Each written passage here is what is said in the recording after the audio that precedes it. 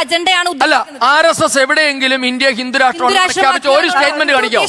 ഒരു സ്റ്റേറ്റ്മെന്റ് കാണിക്കാം. ഈ നാട്ടിലെ ഇന്ത്യ മഹാരാജ്യത്തെ ഇനി മിയുടെ അറിവിലേക്ക് പറയാം, ഇന്ത്യ ഹിന്ദു രാഷ്ട്രമാക്കേണ്ട ആവശ്യമില്ല. ഇന്ത്യ ഹിന്ദു രാഷ്ട്രമാണ് എന്നാണ് ഞങ്ങളുടെ നിലപാട്. അസന്നിഗ്ധമായ നിലപാട് അതാണ്.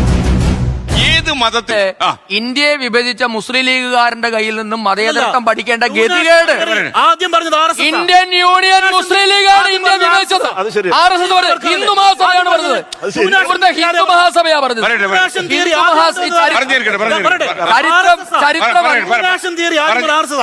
ഞാൻ താങ്കളിൽ വരാം. അതായത് ടു നേഷൻ തിയറി ആദ്യം പറഞ്ഞത് ഹിന്ദു മഹാസഭയാണ്, RSS അല്ല. അപ്പൊ ആദ്യം അതിന്റെ വല്ല വ്യത്യാസം മനസ്സിലാക്കിയിട്ട് വേണം സംസാരിക്കാൻ. ഹിന്ദു മഹാസഭയും മുസ്ലിം ലീഗും ചേർന്നാണ് ഈ രാജ്യത്തെ വിഭജിച്ചത്. ആ മുസ്ലിം ലീഗുകാരന്റെ കയ്യിൽ നിന്ന് മതേതരത്വം പഠിക്കേണ്ട ഗതികേട് എന്തായാലും BJP-കാരനും ഈ നാട്ടുകാർക്കും ഇല്ല. മൊത്തം കേൾക്കട്ടെ.